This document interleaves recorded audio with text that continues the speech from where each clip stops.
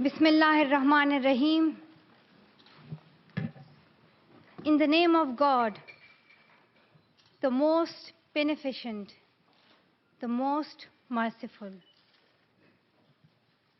Honorable UN Secretary General, Mr. Ban Ki-moon, respected President General Assembly, Vok Yaramich, Honorable UN Envoy for Global Education, Mr. Gordon Brown, respected elders, and my dear brothers and sisters, Assalamu alaikum. Thank you. Today, it is an honor for me to be speaking again after a long time. Being here with such honorable people is a great moment in my life. And it's an honor for me that today I'm wearing a shawl of Benazir Bhutto Shaheed. I don't know where to begin my speech. I don't know what people would be expecting me to say. But first of all, thank you to God, for whom we all are equal. And thank you to every person who has prayed for my fast recovery and a new life. I cannot believe how much love people have shown me. I have received thousands of good wish cards and gifts from all over the world. Thank you to all of them. Thank you to the children whose innocent words encouraged me. Thank you to my elders whose prayers strengthened me. I would like to thank my nurses, doctors, and the staff of the hospitals in Pakistan, in the UK, in the UAE government, who have helped me to get better and recover my strength. I fully support Mr. Ban Ki-moon, the Secretary General, in his Global Education First initiative, and the work of the UN Special Envoy, Mr. Gordon Brown, and the respected President General Assembly, Vok Yaramich. I thank all of them for their leadership that they continue to give.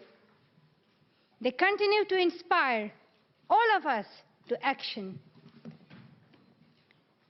Dear brothers and sisters, do remember one thing. Malala Day is not my day.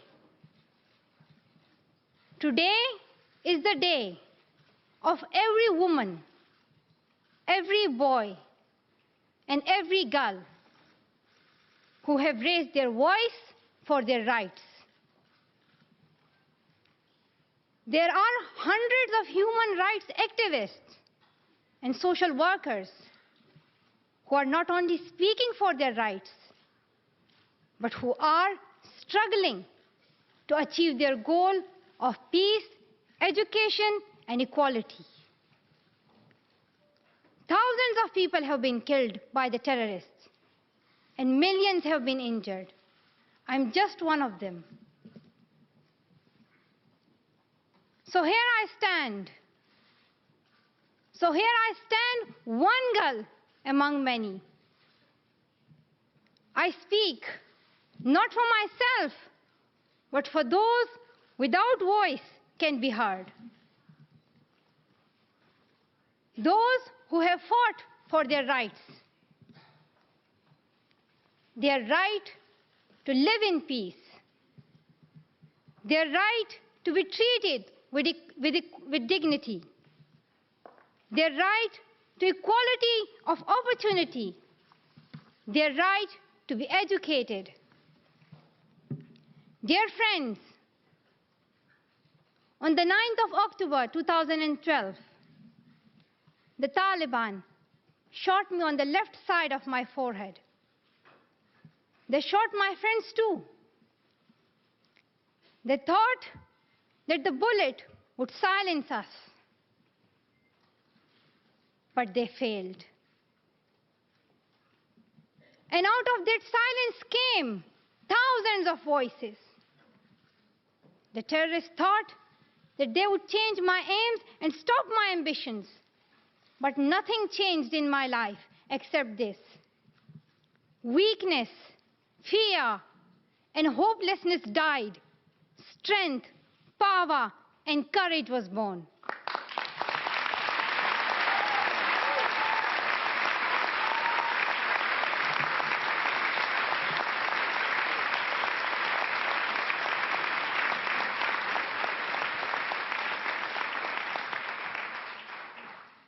I am the same Malala.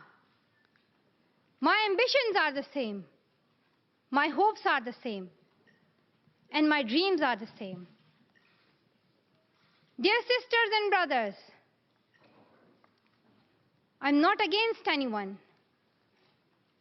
Neither am I here to speak in terms of personal revenge against the Taliban or any other terrorist group. I'm here to speak up for the right of education of every child.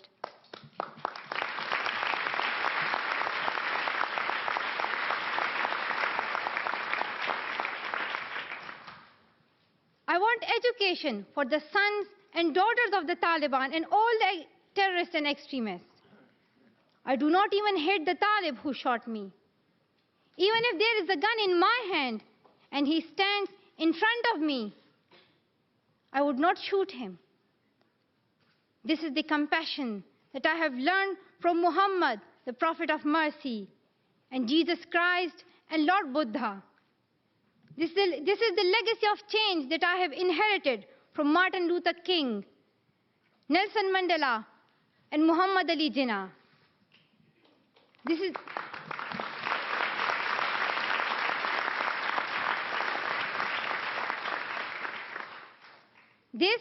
the philosophy of non-violence that I have learned from Gandhiji, Bacha Khan, and Mother Teresa. And this is the forgiveness that I have learned from my father and from my mother. And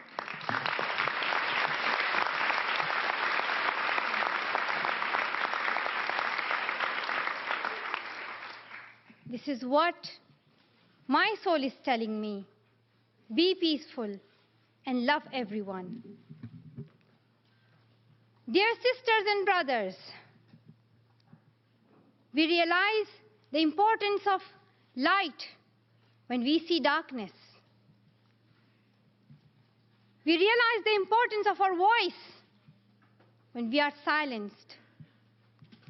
In the same way, when we were in Swat, the north of Pakistan, we realized the importance of pens and books when we saw the guns. The wise saying, "The pen is mightier than sword," was true. The extremists were and they are afraid of books and pens. The power of education frightens them. They are afraid of women. The power of the voice of women frightens them. And that is why they killed 14 innocent students in the recent attack in Quetta. And that is why they killed female teachers and polio workers in Khyber Pakhtunkhwa. That is why they're blasting schools every day, because they were and they are afraid of change, afraid of equality that we will bring into our society.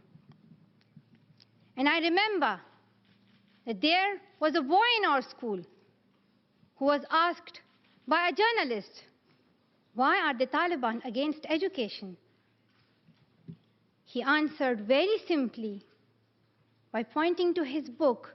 He said, "A Talib doesn't know what is written inside this book." They think that God is a tiny little conservative being who would send girls to the hell just because of going to school. The terrorists are misusing the name of Islam and Pashtun society for their own personal benefits.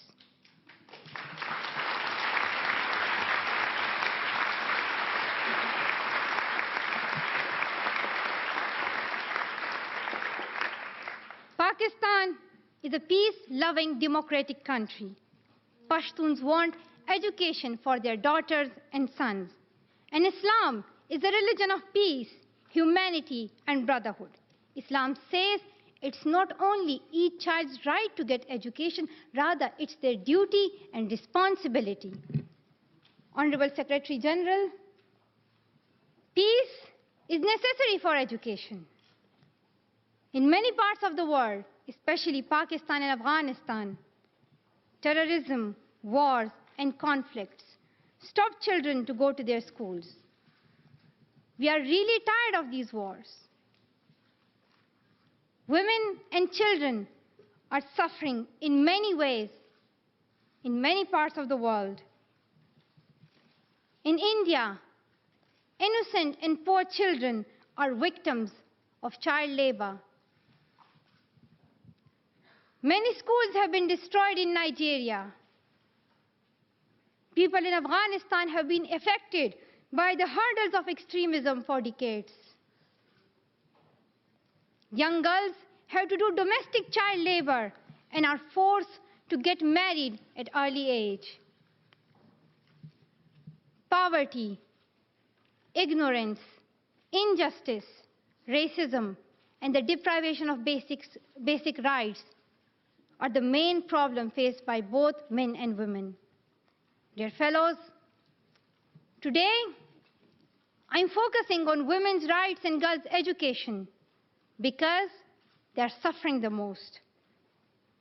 There was a time when women social activists asked men to stand up for their rights, but this time we will do it by ourselves.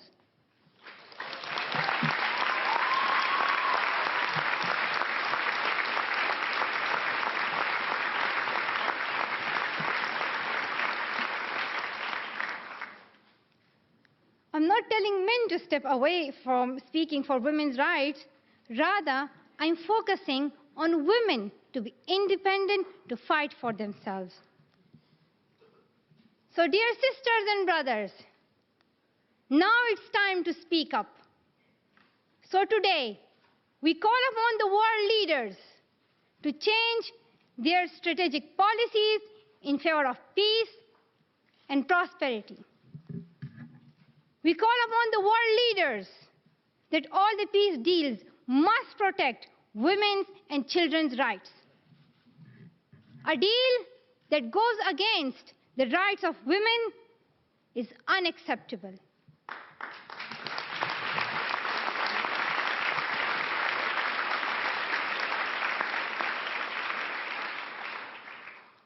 We call upon all governments to ensure free, compulsory education all over the world for every child.